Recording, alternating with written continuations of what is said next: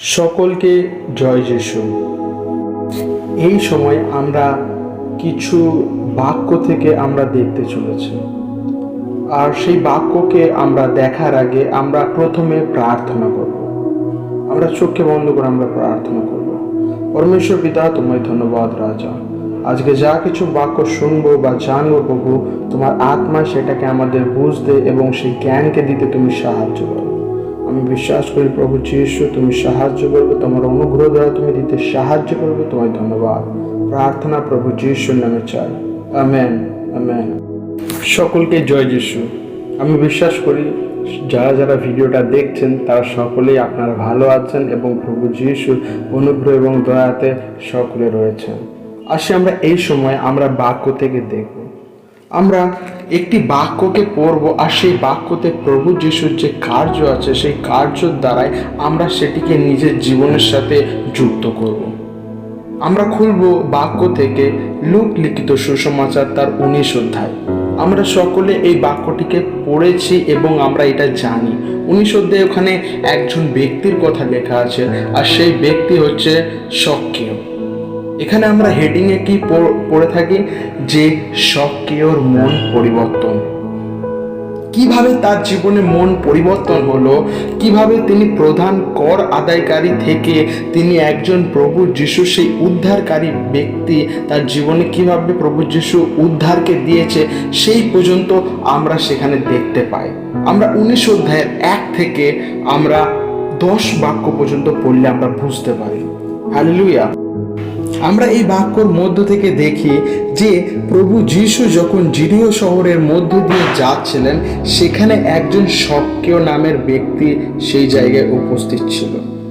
তার মনে খুব ইচ্ছা হয়েছিল, সে চেষ্টা করেছিল প্রভু যিশুকে দেখার জন্য, কিন্তু সে বেটে হওয়ার কারণে সে যায় এবং একটি ডুমুর গাছের উপরে উঠে বসে। কারণ সেখানে অনেক ভিড় থাকার কারণে সেই শক্কেয় নামে সেই কর আদায়কারী সে প্রভু যিশুকে দেখতে পাচ্ছিলেন না। ওই জন্য তিনি ডুমুর গাছে উঠে পড়েছিল। আর আমরা এই বাক্যের মধ্যে এটাও দেখতে পাই যে তখন প্রভু যিশু সেই শক্কের দিকে তাকিয়ে সেই ডুমুর গাছের নিচেতে তখন প্রভু যিশু বলে যে শক্কেয়, তুমি নিচে নেমে এসো, আজকে আমি তোমার বাড়িতে যাব। শক্কেয় নিজেও জানতো না যে আমি প্রভু যিশুকে দেখছি, প্রভু যিশু আমাকে দেখছে কিনা, কিন্তু আমাদের প্রভু সে শক্কের নাম পর্যন্ত জানতো, আর তাকে এটাও বললো যে শক্কেয়, তুমি নেমে এসো, আজকে আমি তোমার বাড়িতে যাব। আমরা তারপরে দেখতে পাই এই বাক্যের মধ্যে যে শক্কেয় তখন সেই গাছ থেকে নেমে এসে সে প্রভু যিশুর কাছে সে নিজের পাপের স্বীকারোক্তি করে আর বলে, যা কিছু আমি মানুষকে ঠকিয়ে নিয়েছি সব কিছু আমি গরিবদের মধ্যে বিলিয়ে দেবো। আর তখন প্রভু যিশু শক্কেয়কে বলে যে আজকে এই বাড়িতে উদ্ধারে। আমরা এইটুকু আমরা গল্পটা পড়ে আমরা বুঝতে পারি, কিন্তু এই বাক্যের মধ্যে আমরা আরো কিছু আমরা নিজেদের জীবনের বিষয়ে শিখব। হালেলুয়া। আসি আমরা এই পদগুলোকেই পড়ে আমরা নিজেদের জীবনের সাথে এটিকে যুক্ত করব। আসি আমরা পড়ব 19-এর 2 আর 3 বাক্য। এখানে লেখা আছে, শক্কেয় নামে একজন লোক ছিলেন, তিনি ছিলেন প্রধান কর আদায়কারী এবং একজন ধনী লোক। যিশুকে তা তিনি দেখতে চেষ্টা করেছিলেন, কিন্তু বেটে ছিলেন বলে ভিড়ের জন্য তাকে দেখতে পাচ্ছিলেন না। তাই তিনি যিশুকে দেখবার জন্য সামনে দৌড়ে গিয়ে একটা ডুমুর গাছে উঠলেন, কারণ যিশু সেই পথ দিয়ে যাচ্ছিলেন। হালেলুয়া। শক্কেয় এখানে দেখুন, ও একজন প্রধান কর আদায়কারী, একজন ধনী লোক। ওর জীবনে কিছুরও সমস্যা ছিল না, ওর কাছে টাকা পয়সা অনেক ছিল, ওর জীবনে ও টাকা পয়সা দিয়ে ও সব কিছুকে পূরণ করতে পারত। কিন্তু সে যখন শোনে যে জিরিও শহরের মধ্যে দিয়ে যিশু তার শিষ্যদের সাথে আর এক প্রচন্ড ভিড়ের সাথে যাচ্ছিলেন, তখন তার মনে একটা ইচ্ছা জাগে যে আমি প্রভু যিশুকে দেখবই। আমি যতই ছোট হই না কেন, আমার হাইট যতই বেটে হোক না, কারণ আমি প্রভু যিশুকে দেখব, কোনো কারণ আমাকে আটকাতে পারবে না। ও ডুমুর গাছে পর্যন্ত ও উঠেছে। প্রভু যিশুকে দেখার জন্য। তার মনে এক ইচ্ছা ছিল।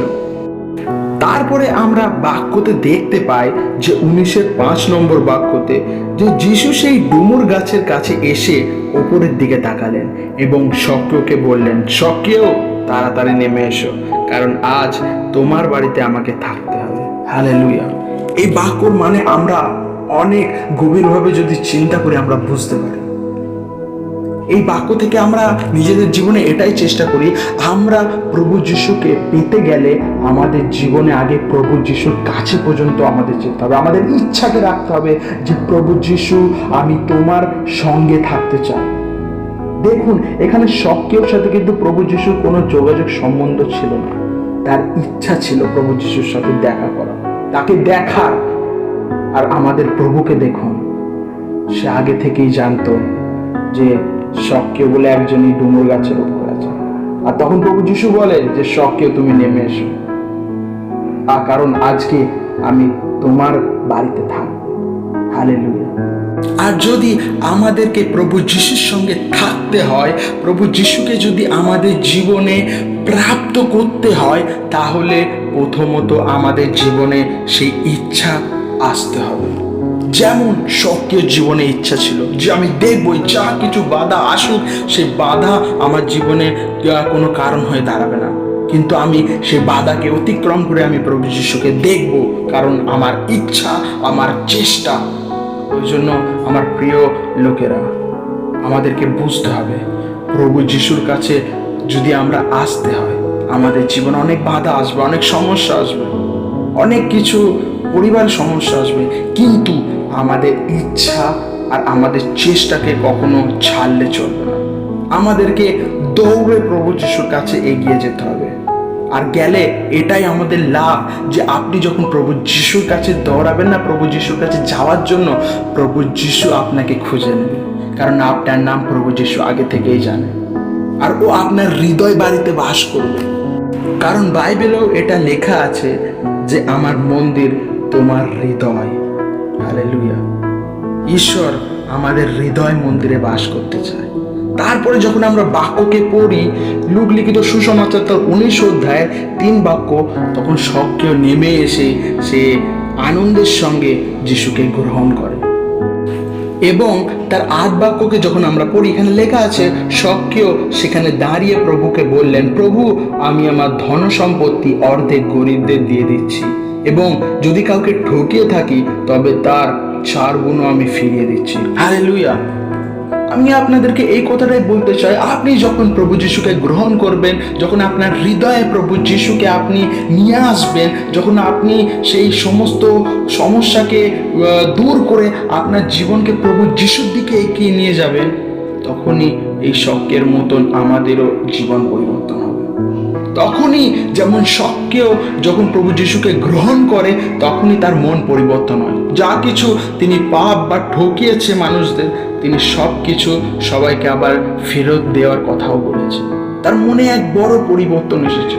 ওই জন্য আমি আপনাদের এই কথাই বলতে চাই, যখন আপনি প্রভু যিশুকে আপনার হৃদয় মন্দিরে গ্রহণ করবেন, আপনি যখন তাকে বিশ্বাস করবেন, তখন আপনার জীবনেও এই পরিবর্তন আসবে। আপনিও যা কিছু ভুল বা সমস্যা বা যা কিছু আপনার জীবনে হচ্ছে না কেন, সেই সব জিনিস আপনি ছাড়বেন এবং তা থেকে আপনি দূরে সরে যাবেন, কারণ আপনার হৃদয়ে সেই পাপের জায়গা আর নেই, কারণ সেই জায়গা পবিত্র জায়গা হয়ে এখন ঈশ্বর সেই জায়গায় থাকে। হালেলুয়া। আপনারা কি বুঝতে পারছেন? এই বাক্যের মধ্যে অনেক গুরুত্বপূর্ণ জিনিস আছে। তারপরে আমরা দেখি যে প্রভু যিশু শক্যকে কি বলে। তারপরে লেখা আছে, তখন যিশু বললেন, এই বাড়িতে আজ পাপ থেকে উদ্ধার আসলো। হালেলুয়া। আমরা যখন প্রভু যিশুকে গ্রহণ করি, যখন আমরা আমাদের নিজেদের মনকে ফেরাই, আমরা যা কিছু ভুল করেছি প্রভুর কাছে ক্ষমা চাই, আর সেগুলোকে না করার একটা সিদ্ধান্ত নিই, তখন আমাদের জীবনে সেই উদ্ধারকে আমরা প্রাপ্ত করি। হালেলুয়া।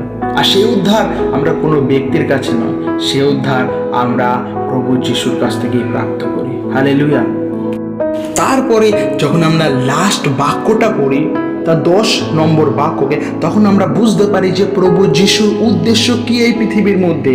এখানে লেখা আছে, যারা হারিয়ে গেছে তাদের খোঁজ করতে ও পাপ থেকে উদ্ধার করতেই মনুষ্যপুত্র এসেছেন। প্রভু যীশু খ্রিস্ট এসেছেন। হালেলুয়া।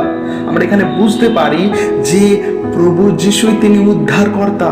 যারা হারিয়ে গেছে, যারা পাপের মধ্যে ফেঁসে আছে, যারা এখনো পাপের মধ্যে থেকে বেরোতে পারছে না, তাদের জন্য প্রভু যিশু এসেছেন, কারণ তাদের জীবনে উদ্ধার দিতে। হালেলুয়া। আর সবকেও সেই একজন ব্যক্তি ছিল যেখানে প্রভু যিশু তার জীবনকে উদ্ধারে পরিবর্তন করেছে। হালেলুয়া। ওই জন্য আমাদেরও আজ থেকে এই দায়িত্ব আমাদের। আমরা যখন প্রভু যিশুর কাছে আসি, যখন প্রভু যিশুকে আমরা গ্রহণ করি আমাদের হৃদয় বাড়িতে, তখন আমাদের জীবনে প্রভু যিশু উদ্ধারকে দেয়। আর আমাদেরকে যদি উদ্ধারকে প্রাপ্ত করতে হয়, আমাদেরকেও এই শখের মতো আমাদেরকে হতে হবে। আমাদের জীবনের চেষ্টা চালিয়ে যেতে হবে। যতই সমস্যা জীবনে আসুক না কেন, সেই সমস্যা আমাদের জীবনে বড় নয়, কিন্তু আমাদের জীবনে সব থেকে বড় প্রভু যিশুকে সেই স্থান দিতে হবে। সব থেকে বড় স্থান প্রভু যিশু। হালেলুয়া। তখনই প্রভু যিশু আমাদের হৃদয় বাড়িতে বাস করবে। আর তখনই যখন আমরা আমাদের পুরো জীবন, পুরো মন, পুরো প্রাণ দিয়ে প্রভুকে গ্রহণ করে তার প্রতি বিশ্বাসকে করব, তখনই আমরা সেই প্রভু যিশুর কাছ থেকে উদ্ধারকে প্রাপ্ত করব। আর সেই উদ্ধার কেউ কেড়ে নিতে পারবে না, কারণ সেই উদ্ধার আমাদের জীবিত প্রভু যীশু খ্রিস্ট তিনি দিয়েছেন। তিনি আমাদেরকে খুঁজে নিয়েছেন। সবকেও প্রভু যিশুর নাম জানতো, তাকে দেখার জন্য গেছিল, কিন্তু প্রভু যীশু খ্রিস্ট তিনি আগে থেকেই সবকেও নাম জানতো। হালেলুয়া। আর প্রভু যিশু সেই সবকেওকে উদ্ধার দিয়েছিল। হালেলুয়া।